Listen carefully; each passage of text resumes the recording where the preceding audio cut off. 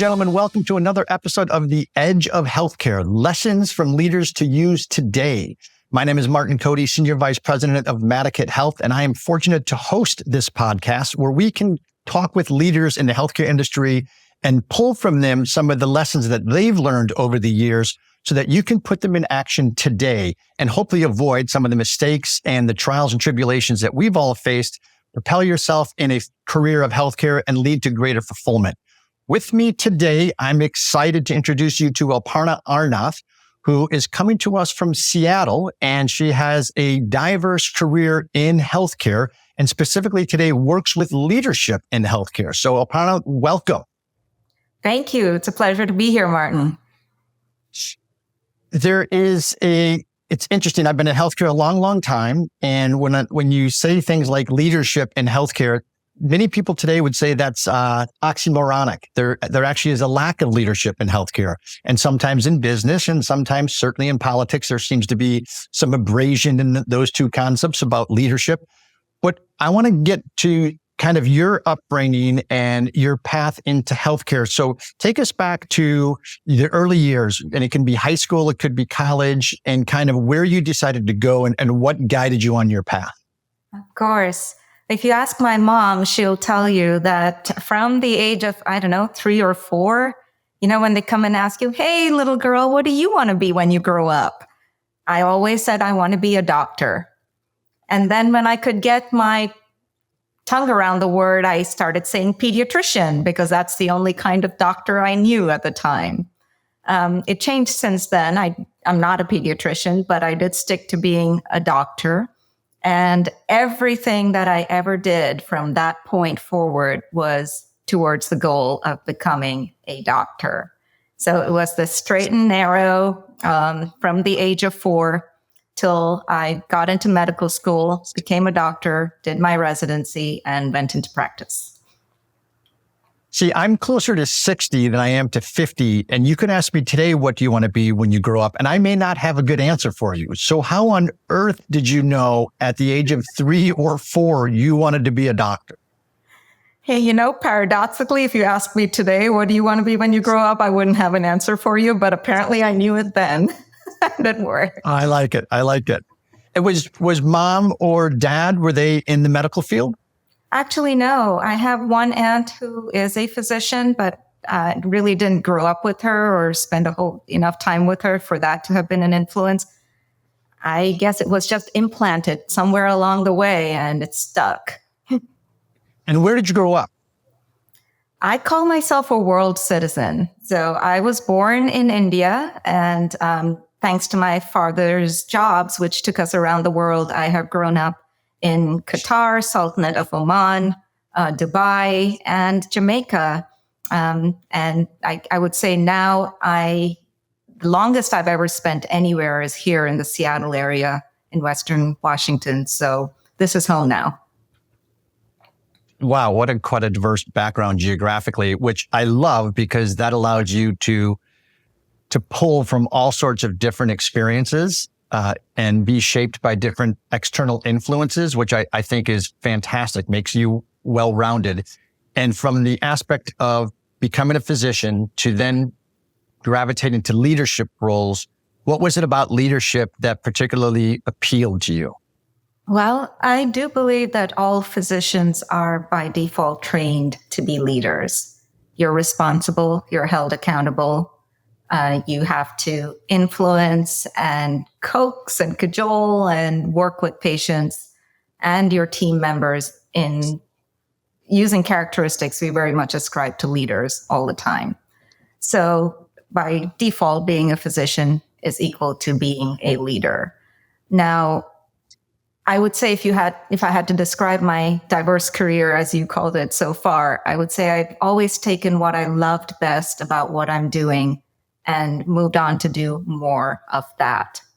So as a physician, as an anesthesiologist, I'm trained as a cardiothoracic anesthesiologist, loved the heart room, loved the challenge, loved making things better, more efficient, and improving quality of care for the patient.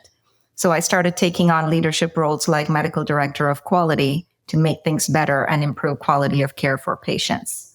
And I loved bringing things to my colleagues that would help them improve the way they took care of patients and the way they felt fulfilled in their own careers.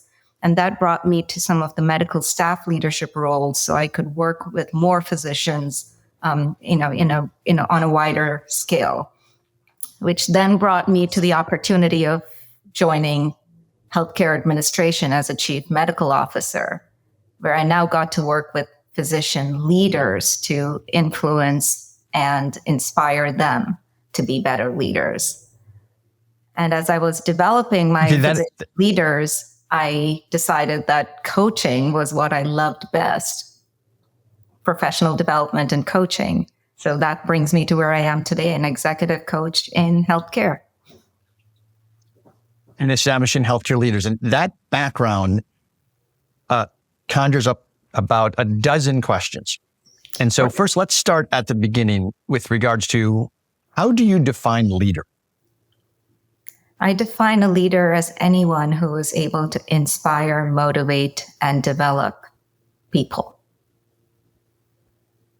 Okay, I like it. It's and there seems to be a tremendous amount of discussion, blogs, webinars, podcasts, and things of that.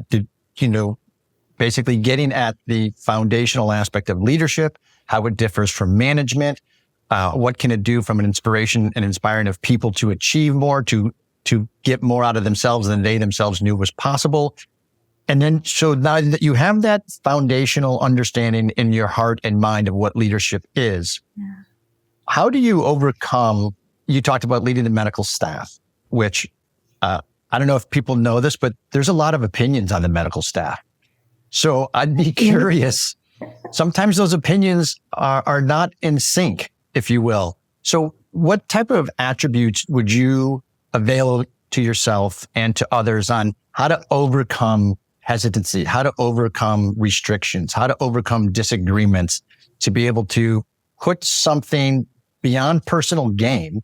Maybe it's the improvement of the staff. Maybe it's the improvement of whatever the objective is, but it's going to be met with resistance because not everybody on the medical staff is in agreement on any one thing all the time. So what types of tools would you utilize to help meet the objective? So I'll say two things about resistance. Well, one thing is that for me, resistance is a 4-letter word like pain. Pain is something very uncomfortable. It's something we do everything we can to avoid. And should we be unable to avoid it, we do everything we can to suppress, right? And would you say we do the same with resistance? We try to avoid it, and then when we have to deal with it, we try to suppress it.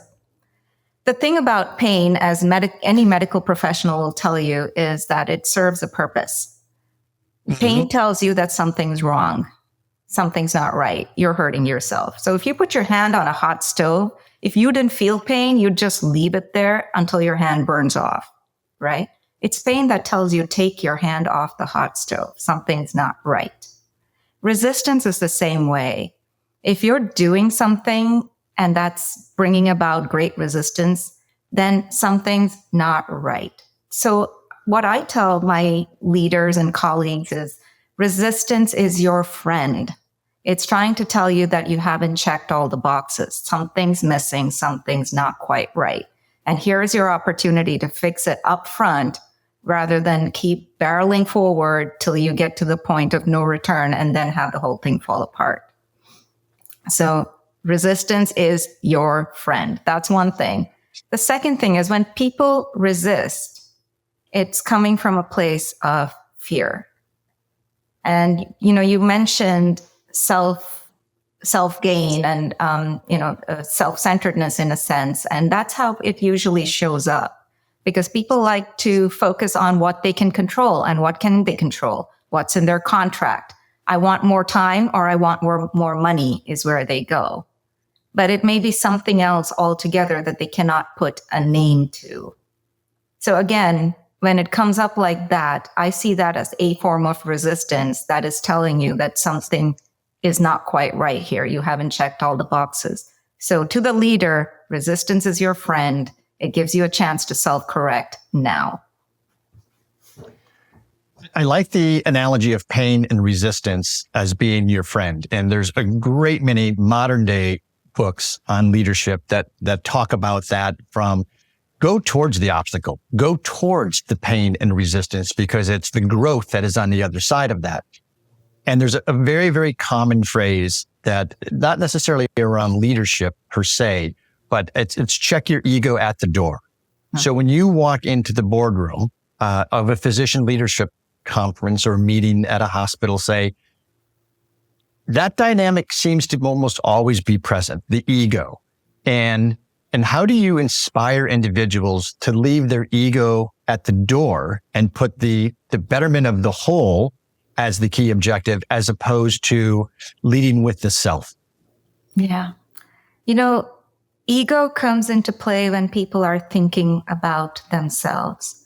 But one thing I can say about almost everybody in healthcare, I mean, it's not something you go into because you want name, fame, glory, and money.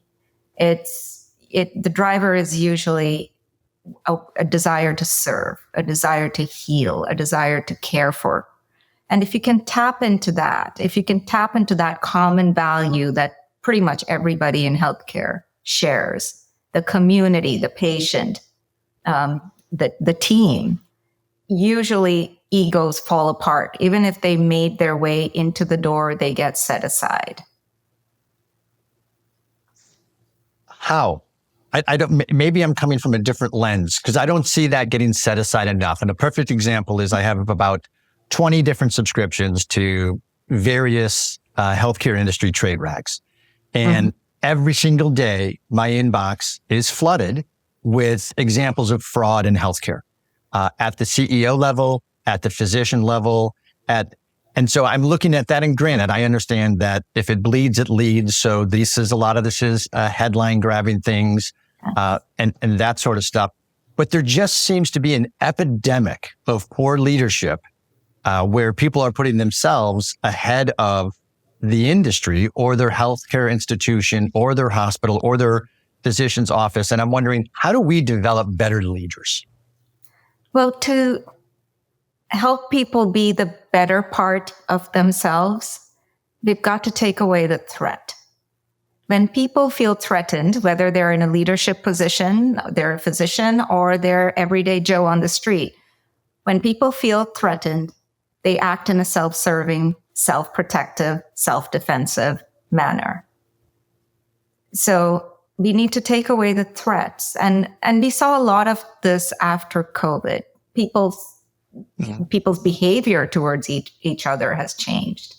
It's like, I will push ahead of you in line because I'm the one who matters.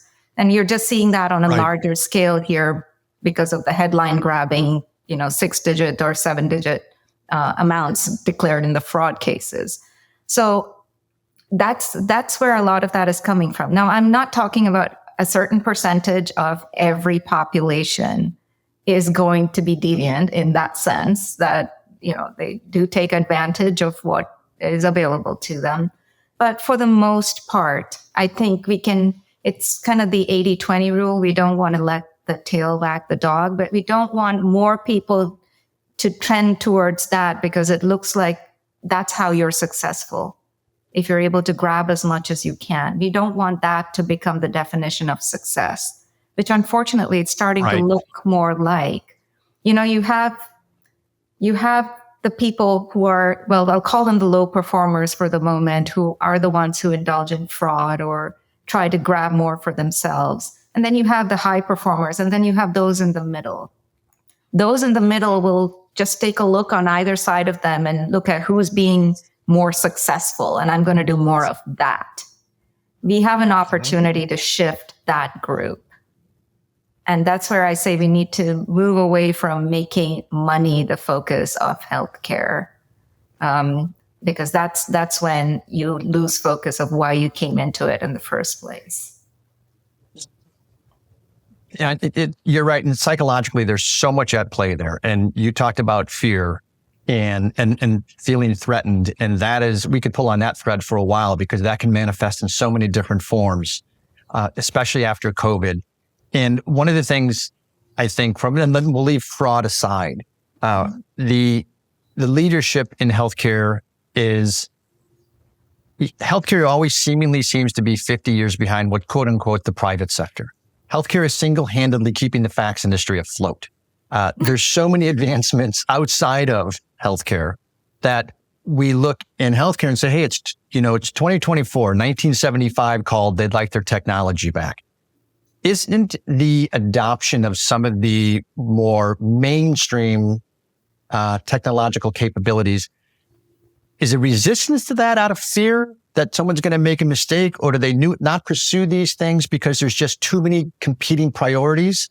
Why does it seem like healthcare is always chasing other sectors of the of various industries, just either because of technological walls or resistance or barriers, or leadership barriers? Yes to all the above. And, there's only so much bandwidth that any human has. And you want to grow and learn and develop yourself and keep up with technology and all that. And, every person that you're thinking of, as you say, wants to use a fax machine at the office, has the latest gadget at home. So it's not that people are averse to technology. It is that healthcare innovation occurs in the space of inventing new medication, new treatments, new approaches to treating people. And then there is so much other stuff that needs to get done. Right. And then what's left to learn and grow and develop technology? It seems like most of the efforts, speaking as someone who's been in healthcare administration, it's pretty much all you can do to keep your hospital open and keep up with the regulatory requirements. So how do you then keep up with the latest technological innovation? It's a fair point. You need to create space for that. And speaking of kind of the healthcare administration aspect, talk about some of the more difficult challenges you've experienced and how you overcame them. I'm particularly interested in what inner strength you drew upon, the origin of that inner strength to see you through this, because you have a very refreshing ideology on pursuing resistance, getting past the fear. And I'm curious, how have you used those attributes to overcome personal challenges in healthcare administration? And where did that belief system come from? So I think it was, again, one of those pre-programmed things, because I can't go back to a specific incident that I recall shifted my way of thinking. But what I can say is whenever I have been afraid of something, I have jumped into it to get over it. For example, the earliest incident that probably comes to mind is as I was learning how to swim when I was 4 or 5 or 6 or something. I was scared of the deep end. So one day I just went and jumped in when nobody was looking, and I hadn't quite learned how to swim yet. I guess I'm still here. Some might call that self-sabotage would be another phrase for that.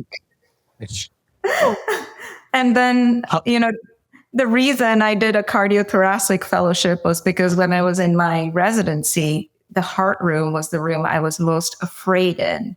And it was not because of the patient and the case complexity. It was the personalities in the room, the cardiac surgeons, and they intimidated me. And so I was like, I need to go in there and learn how to talk to these people. So I did the fellowship.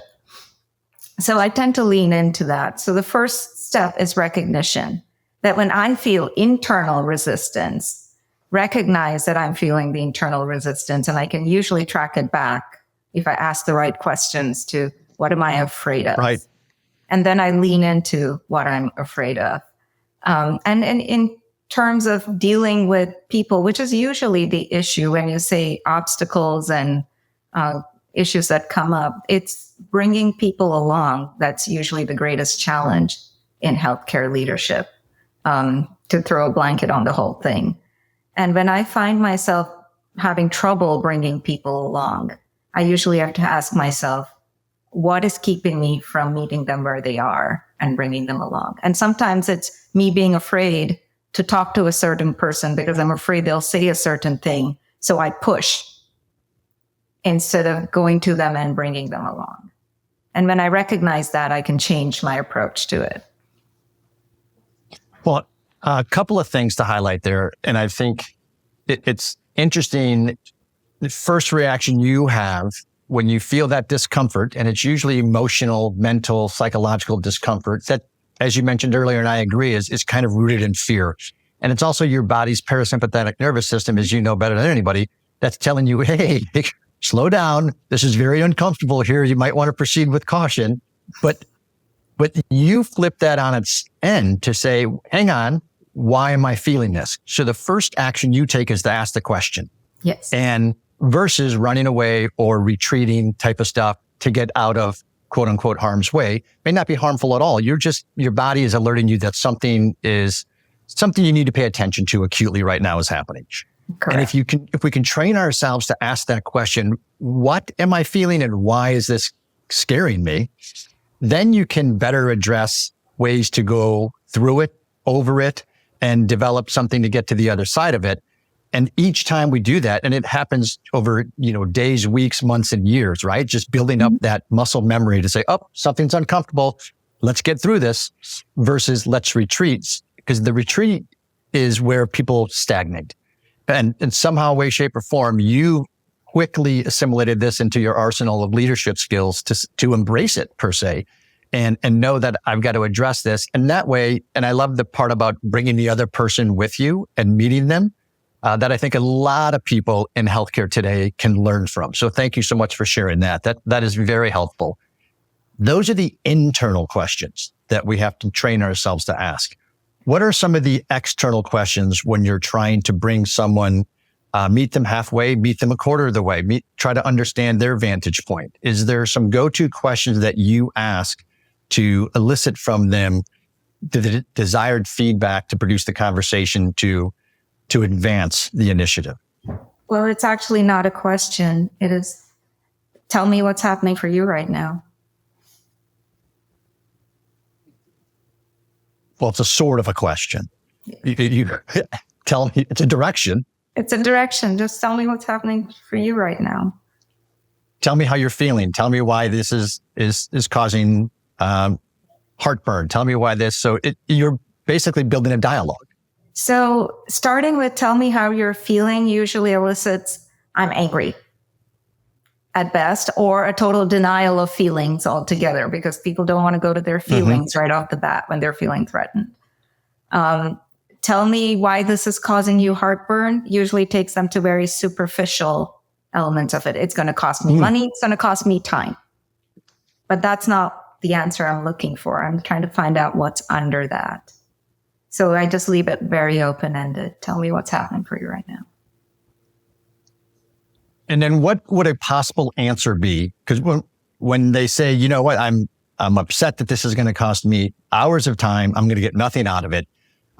In my opinion, those would be a little bit self-serving per se. But if that's a superficial response in time and money, how do you then counteract that and dig deeper? And so it depends on the situation, of course. But say you're asking for more money because now I'm asking you to work more nights, and you say it's going to take more of my time away and I don't want to do it. Then I go back to, okay, then let's talk about how you want your patients to be cared for. And let's see how we can do that. Tell me how you see this happening. And then they work through it. And then, it can go, you got to be totally open to where they want to take it.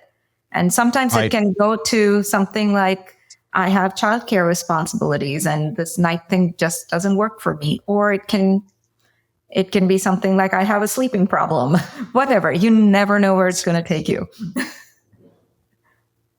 No, and I like that because when you ask the question, tell me how you see this working or how you see this, you're inviting them to be a participant in the solution. Yeah. And they obviously, if they are participating in the solution, they have some skin in the game, and it can then be their idea and their involvement, and their heart will be more in it than just following directions, which I think is always a good method. Is there leadership skills, courses, books, and things that in your current position that you are attending, reading, and trying to learn from? Oh my, in the last year, I've really imbibed a lot. The most recent readings are, well, Simon Sinek, I am a huge fan, have read and heard his podcast and read his books multiple times over. My most recent read is Viktor Frankl's Man's Search for Meaning. What a Very, very great book. profound. And it's amazing how they all kind of come back to the same points. Another interesting read was Dan Siegel's The Mindful Brain. Again, comes at it from a neurobiology point of view and comes back to the same points. So depending on who my client, leader, person is, these authors and thought leaders have helped me, again, meet them where they are. If neurobiology is what they will get, I could talk about it in terms of neurobiology or neurochemistry or just plain leadership or values or emotions. I can talk about it from any angle, but it all comes back to the same. It's great. And Viktor Frankl, and I've referenced his material several times, and specifically in Man's Search for Meaning, you're 100% correct. It is amazing to me how much we can control or how much is within our control just in that moment between stimulus and response. And we can't control any of the external factors. And this gets as innocuous as someone cut you off in the taxi cab line. There's 100 of these interactions a day. You can't control any of them. But we can only control our response to them. And sometimes our poor responses in those situations manifest the anxiety, the discomfort, the stress, and it's all within our control to a large degree. So I love that reference. And Simon Sinek is obviously par excellence, and some of his material over the years has just been so profound. Another one I'd recommend is Warren Bennis on Becoming a Leader. And this book came out, I think, in the 80s, and he's often referred to as one of the thought leader gurus in the last 50 years. But a great book for aspiring leaders. I'm curious, in your day-to-day job today, tell us a little bit about that in the organization you work for on developing healthcare leaders. Sure. I currently work for Navvis Healthcare. A segment of them called MEDI Leadership is the executive coaching and leadership development arm. That's primarily who I work for. So I basically travel out to our clients, or the clients come to me. We coach both individuals in the C-suite and director level and VPs, and we also coach teams, stuck teams who are new, and help them. The ultimate goal is to help them get to their full potential as individuals and as teams. I like it. Fulfilling? Very, very fulfilling. And give me some of the aspects that kind of warm your soul and nourish your heart as it relates to helping develop other leaders. Well, a lot of it comes out of, most of my day is having conversations like this, with my clients. It's very easy, very organic. It just flows. You could do leadership coaching where you have a bunch of tools that you share with people, but guess what? AI is going to do that in a little bit. So that's a good point. I'm not here to give you tools. I can give you tools if that's what you need at the moment, but to be a better leader, to be the best version of yourself, to achieve your full potential, you first have to be open to everything that you are. You have to be accepting of everything that you are. And you have to be curious about yourself, about others, and about the circumstances. So that's what it's all about. Curiosity. We ask questions and we talk. And the heartwarming moments are those moments when people's eyes light up and they go, that's where this is coming from. I didn't know why this person made me so uncomfortable all this time. And it has nothing to do with them at all. And now I can go talk to them with a completely different attitude. Correct. And it wasn't personal at all. It might have been something going on in their day more often than not. Great point. All right. Speaking of asking questions, I want to transition to the word association speed round. Okay. So I'm going to ask you to comment on the first thing that pops into your mind, and you're going to be doing it as a leadership role, if you will. Okay. So, and I'll set up some of these things with a little bit of context. And the first one has to do with the payer world, the insurance company world. It's widely known that the insurance companies, and pick anybody, Aetna, Anthem, United, Cigna, Humana is in the news recently for some of these challenges. Their provider directories are anywhere between 40 and 65% accurate for the most part. So if you're a leader of this organization, how would you get their provider directories, their member-facing directories, more accurate so that the member experience is enriched? Remember why you're there. Remember why you exist. If you're there to serve the members, then you got to do what makes you useful to the members. We forget who our customers are. Great point. Remember who the customer is. If you were the leader of CMS, what would the first initiative you would have them put into action be? Get rid of the stupid stuff. Pull on that thread a little bit, because that could be a much longer conversation with regards to the stupid stuff. What are some of the things that you feel are the stupid stuff? Well, I don't want to go into detail, but I think anyone you ask will tell you that CMS comes up with very well-intentioned regulatory requirements. What they do less of is get rid of other things that have now become obsolete. So now your checklist just keeps getting longer, and you're unable to focus on the pertinent and important stuff because you're still trying to check the boxes on the not so pertinent stuff. So right. I think that's where they have some opportunity to invest some of their energy in.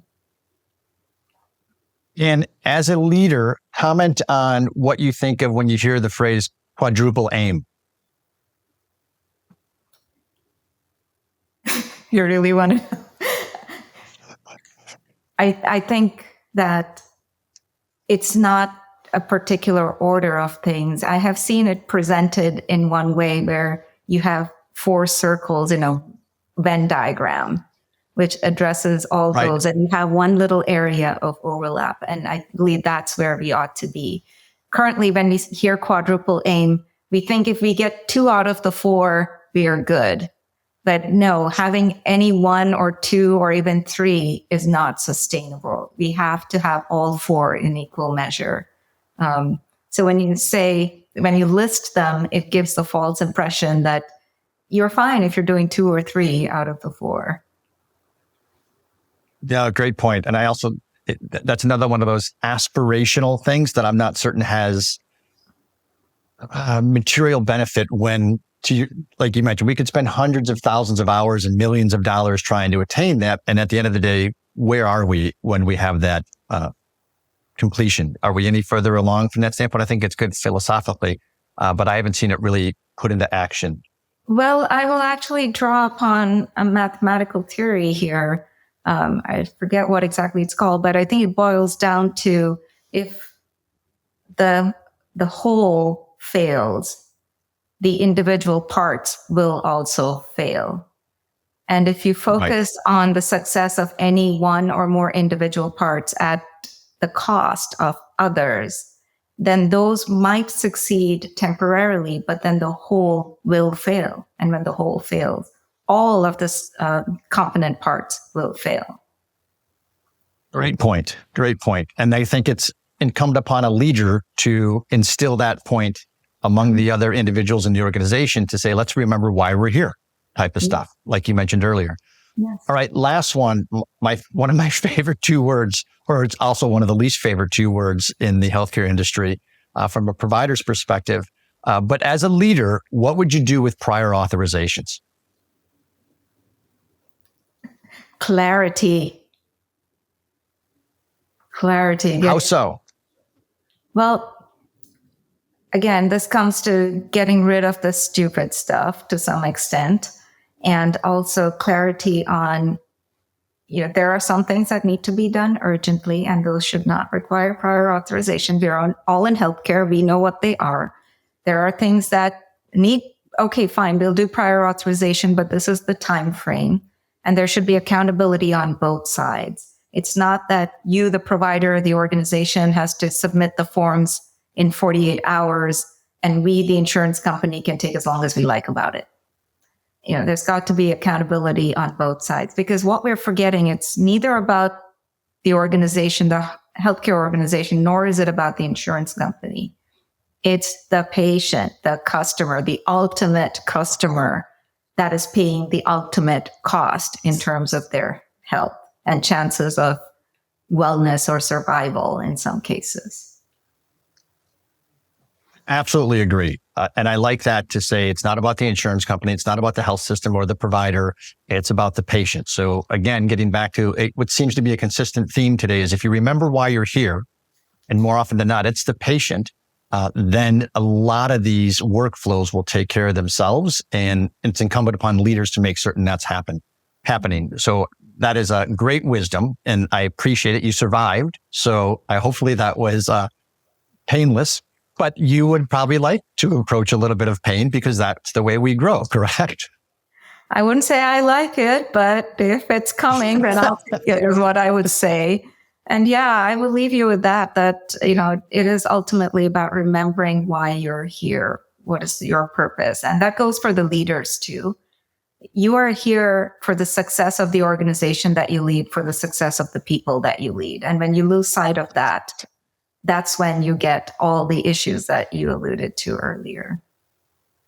Correct. And also keeping in mind that the success of the community in which you serve is also a large factor as well. Yeah. Because those are your neighbors, and those neighbors are ultimately going to be patients at some point in time, because we all touch the healthcare system one way, shape, or another. So Aparna, absolutely fantastic to learn from you, and I'm indebted to your time today. So thank you so much for sharing with us your wisdom. I love the background. I love the many experiences, geolocations you can draw from for inspiration and knowledge and wisdom sharing. And it's my sincere belief that what you've shared today will actually help folks going through some struggles, trying to find resolution in either leadership roles or managerial roles. And so that we are eternally grateful. So thank you so much for sharing.